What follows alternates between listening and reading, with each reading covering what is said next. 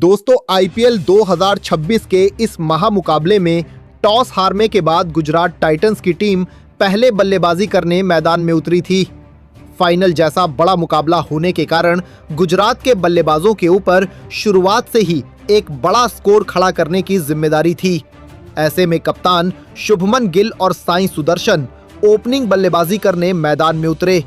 दोनों ही बल्लेबाज इस पूरे सीजन शानदार फॉर्म में नजर आए थे और गुजरात के प्रशंसकों को उम्मीद थी कि एक बार फिर ये जोड़ी टीम को दमदार शुरुआत दिलाएगी। मुकाबले के पहले ही ओवर से साई सुदर्शन काफी आत्मविश्वास में दिखाई दिए। जेकब डफी की शुरुआती गेंदों को परखने के बाद उन्होंने शानदार टाइमिंग के साथ लगातार 2 आकर्षक चौके जड़ दिए। इन चौकों को देखकर स्टेडियम में मौजूद गुजरात के समर्थक खुशी से झूम उठे। दूसरे छोर पर कप्तान शुभमन गिल भी पूरी तरह सेट नजर आ रहे थे। अगले ओवर में उन्होंने भुवनेश्वर कुमार की खराब गेंद का फायदा उठाते हुए शानदार चौका लगाया और गुजरात की रन गति को आगे बढ़ाया। शुरुआती 2 ओवरों में गुजरात की टीम पूरी तरह नियंत्रण में दिखाई दे रही थी और ऐसा लग रहा था कि दोनों बल्लेबाज बेंगलुरु के गेंदबाजों पर दबाव बनाकर रखेंगे। लेकिन तीसरे ओवर में मैच ने अचानक करवट ली। कप्तान रजत पाटीदार ने गेंद अपने सबसे भरोसेमंद तेज गेंदबाज जोश हेजलवुड को थमाई। ओवर की शुरुआत में शुभमन गिल ने एक शानदार चौका जरूर लगाया, लेकिन हेजलवुड ने तुरंत वापसी करते हुए अपनी सटीक लाइन और लेंथ से गिल को फंसा लिया। बड़ा शॉट खेलने के प्रयास में शुभमन गिल कैच आउट हो गए और गुजरात को पहला बड़ा झटका लग गया। कप्तान गिल केवल 10 रन बनाकर पवेलियन लौट गए। ये विकेट बेंगलुरु के लिए बेहद महत्वपूर्ण साबित हुआ, क्योंकि उन्होंने गुजरात के सबसे बड़े बल्लेबाज को जल्दी रोक दिया था। अब निशांत सिंधु बल्लेबाजी करने मैदान में आए। गुजरात को उम्मीद थी कि साई सुदर्शन और निशांत मिलकर पारी को आगे बढ़ाएंगे, लेकिन भुवनेश्वर कुमार भी पूरी लय में दिखाई दे रहे थे। उन्होंने साई सुदर्शन को खुलकर खेलने का मौका नहीं दिया और आखिरकार बड़ा शॉट लगाने के प्रयास में साई सुदर्शन विकेटकीपर जितेश शर्मा को कैच दे बैठे। साई सुदर्शन 12 रन बनाकर आउट हुए और गुजरात ने पावर प्ले के अंदर ही अपने दोनों सलामी बल्लेबाज गंवा दिए। अब गुजरात की उम्मीदें अनुभवी बल्लेबाज जॉस बटलर पर टिक गई थीं। बटलर ने मैदान में आते ही अपनी दूसरी गेंद पर शानदार चौका लगाकर सकारात्मक संकेत दिए। दूसरी ओर निशांत सिंधु ने भी दबाव को कम करने की कोशिश की। उन्होंने जोश हेजलवुड के खिलाफ लगातार 2 खूबसूरत चौके जड़ते हुए दिखाया कि वो संघर्ष करने के लिए तैयार हैं। दोनों बल्लेबाजों ने मिलकर पारी को संभालने की कोशिश की और पावर प्ले के आखिरी ओवर में निशांत ने एक और चौका लगाकर गुजरात को 6 ओवर के बाद 45 रन तक पहुंचाया। हालांकि पावर प्ले के बाद बेंगलुरु के गेंदबाजों ने पूरी तरह मैच पर पकड़ बना ली। कुणाल पांड्या ने अपनी फिरकी का जाल बिछा दिया, जबकि रसिक डार ने दूसरी ओर से कसी हुई गेंदबाजी की। दोनों बल्लेबाज रन बनाने के लिए संघर्ष करते हुए नजर आए। चौके और छक्के पूरी तरह रुक गए और गुजरात की रनगति लगातार गिरने लगी। निशांत सिंधु कई बार बड़ा शॉट खेलने का प्रयास करते दिखे, लेकिन बेंगलुरु के गेंदबाजों ने उन्हें कोई मौका नहीं दिया। आखिरकार दबाव बढ़ने पर निशांत बड़ा शॉट खेलने के प्रयास में कैच आउट हो गए। उन्होंने 20 रन की पारी खेली, लेकिन टीम को बड़ी साझेदारी नहीं दे सके। निशांत के आउट होने के बाद गुजरात की जिम्मेदारी पूरी तरह जॉस बटलर के कंधों पर आ गई, लेकिन कुणाल पांड्या आज अलग ही लय में दिखाई दे रहे थे। उन्होंने अपनी शानदार स्पिन गेंदबाजी से बटलर को आगे निकलकर खेलने पर मजबूर किया और जितेश शर्मा ने स्टंपिंग करते हुए गुजरात को चौथा झटका दे दिया। बटलर 23 गेंदों में 19 रन बनाकर आउट हुए। उनके विकेट के साथ ही गुजरात की स्थिति बेहद मुश्किल हो गई। अब मैदान में वॉशिंगटन सुंदर आए। उन्होंने शुरुआत में संभल कर बल्लेबाजी की, लेकिन टीम को तेजी की जरूरत थी। ऐसे में अरशद खान मैदान में आए और उन्होंने आते ही आक्रामक अंदाज अपनाया। कुणाल पांड्या के खिलाफ उन्होंने शानदार छक्का जड़कर गुजरात के डगआउट में नई जान फूंक दी। अगले ओवर में वॉशिंगटन सुंदर ने जेकब डफी को लगातार 2 चौके लगाए, जबकि अरशद खान ने भी एक और बड़ा शॉट खेला। काफी देर बाद गुजरात के लिए एक बड़ा ओवर आया और टीम का स्कोर तेजी से आगे बढ़ा। लेकिन जैसे ही गुजरात वापसी करती नजर आई, जोश हेजलवुड ने फिर से कमाल कर दिया। उन्होंने अपनी पहली ही गेंद पर खतरनाक दिख रहे अरशद खान को कैच आउट करवा दिया। अरशद ने केवल 6 गेंदों में 15 रन बनाए, लेकिन उनकी छोटी पारी ने गुजरात को कुछ जरूरी रन जरूर दिलाए। इसके बाद राहुल तेवतिया बल्लेबाजी करने आए। गुजरात को अंतिम ओवरों में तेजी से रन बनाने की सख्त जरूरत थी। तेवतिया ने भुवनेश्वर कुमार के खिलाफ शानदार चौका लगाकर इरादे जाहिर किए, लेकिन वो ज्यादा देर तक क्रीज पर नहीं टिक सके और रसिक डार की गेंद पर कैच आउट हो गए। उनके आउट होते ही गुजरात एक बार फिर दबाव में आ गई। अब जेसन होल्डर और वॉशिंगटन सुंदर क्रीज पर मौजूद थे। दोनों बल्लेबाजों ने समझ लिया था कि अगर टीम को सम्मानजनक स्कोर तक पहुंचाना है तो अंतिम ओवरों में जोखिम उठाना होगा। वॉशिंगटन सुंदर ने जोश हेजलवुड के खिलाफ 2 शानदार चौके लगाए, जबकि जेसन होल्डर ने भी चौका जड़कर रन गति बढ़ाई। दोनों बल्लेबाजों ने विकेट बचाते हुए तेजी से रन जोड़ना शुरू किया। अंतिम 2 ओवरों में गुजरात के बल्लेबाजों ने खुलकर बल्लेबाजी की। मैदान के चारों ओर आकर्षक शॉट लगाए गए और बेंगलुरु के गेंदबाजों पर दबाव बनाने की कोशिश की गई।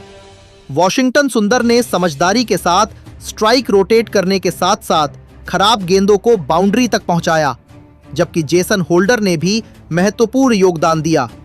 इन दोनों बल्लेबाजों की बदौलत गुजरात अंतिम ओवरों में तेजी से रन जोड़ने में सफल रही। 20 ओवर का खेल समाप्त होने तक गुजरात टाइटंस ने संघर्षपूर्ण बल्लेबाजी करते हुए 155 रन का स्कोर खड़ा किया।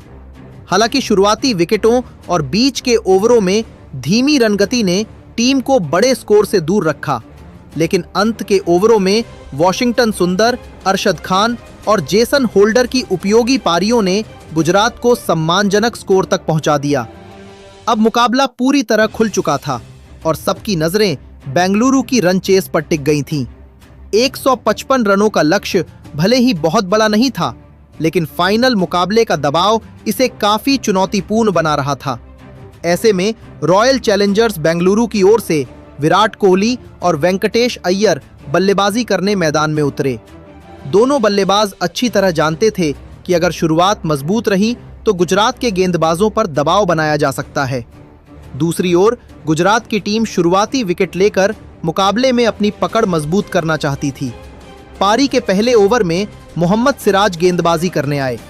विराट कोहली और वेंकटेश अय्यर ने शुरुआत में कोई जोखिम नहीं लिया और गेंद को अच्छी तरह समझते हुए इक्के दुक्के रन बटोरे। लेकिन जैसे ही दूसरे ओवर में कगिसो रबाडा गेंदबाजी पर आए, वेंकटेश अय्यर ने अपने इरादे साफ कर दिए। उन्होंने रबाडा की गेंदों पर बेखौफ बल्लेबाजी करते हुए लगातार 3 शानदार चौके लगाए। इसके बाद एक गगनचुंबी छक्का जड़कर पूरे स्टेडियम में मौजूद बेंगलुरु के प्रशंसकों को झूमने पर मजबूर कर दिया। ये ओवर पूरी तरह बेंगलुरु के नाम रहा और गुजरात की टीम पहली बार दबाव में दिखाई दी। वेंकटेश अय्यर का आत्मविश्वास देखकर दूसरे छोर पर मौजूद विराट कोहली ने भी अपना आक्रामक अंदाज दिखाना शुरू कर दिया। तीसरे ओवर में मोहम्मद सिराज के खिलाफ विराट ने 2 आकर्षक चौके लगाए। उनकी टाइमिंग और शॉट चयन शानदार दिखाई दे रहा था। वहीं वेंकटेश अय्यर ने भी एक और चौका जड़ते हुए रन गति को तेज बनाए रखा। 3 ओवरों के भीतर ही बेंगलुरु ने तेजी से रन बनाकर गुजरात के खेमे में चिंता बढ़ा दी। इसके बाद चौथे ओवर में विराट कोहली ने कगिसो रबाडा के खिलाफ पूरी तरह हमला बोल दिया। उन्होंने लगातार 3 चौके लगाए और फिर एक शानदार छक्का जड़ते हुए गेंद को दर्शकों के बीच पहुंचा दिया।